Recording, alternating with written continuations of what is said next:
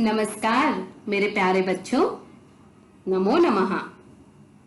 आज हम एक बार फिर संस्कृत श्लोक सीखेंगे। तो चलिए, तैयार हैं आप सब? इस श्लोक की पहली लाइन है, अलसस्य कुतो विद्या। दोहराइए मेरे पीछे, अलसस्य कुतो विद्या। एक और बार, अलसस्य कुतो विद्या। अविद्यस्य कुतो धनम। अविद्यस्य कुतो धनम। मेरे पीछे बोलिए, अविद्यस्य कुतो धनम। अधनस्य कुतो मित्रम। ठीक से बोलिए मेरे साथ, अधनस्य कुतो मित्रम। अधनस्य कुतो मित्रम। अमित्रस्य कुतः सुखम। अमित्रस्य कुतः सुखम। फिर से एक बार बोलिए, अमित्रस्य कुतः सुखम।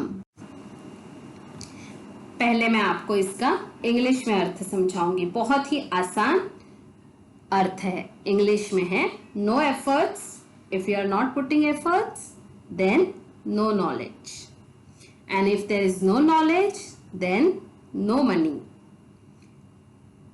Then no friends, and without friends there is no joy.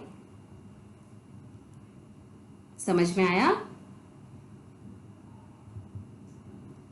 No efforts then no knowledge, then no money, then no friend, then no joy, no fun, no happiness.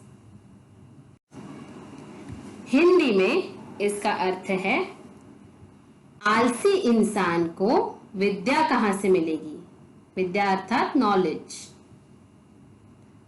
और जो अनपढ़ होता है, जिसके पास विद्या नहीं होती, नॉलेज नहीं होता, अनपढ़ इंसान को पैसा कहां से मिलेगा? निर्धन इंसान को मित्र कहां से मिलेंगे? जिसके पास पैसे नहीं होता, उसके कोई मित्र नहीं होंगे, रिश्तेदार नहीं होंगे। ऐसा नहीं है कि पैसे से मित्र और रिश्तेदार मिलते हैं, लेकिन हमारे पास सुख समृद्धि होना आवश्यक होता है। क्या हम दुख में नए नए मित्र बना सकते हैं? नहीं ना। और जिस इंसान के पास मित्र नहीं होते, उसे सुख कहां से मिलेगा? तो इसलिए हमें किसी भी चीज के लिए आलस नहीं करना चाहिए। आलस इंसान का सबसे बड़ा शत्रु है।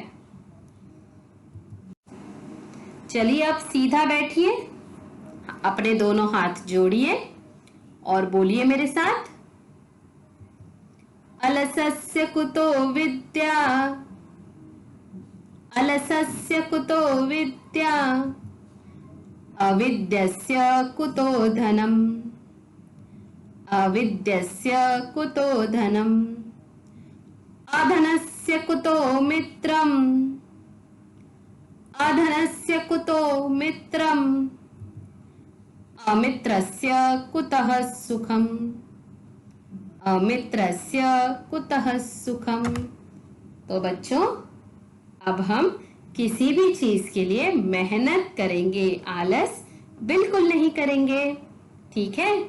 आप इस श्लोक का प्रयास करते रहिए, प्रैक्टिस करते रहिए, सुरक्षित रहिए।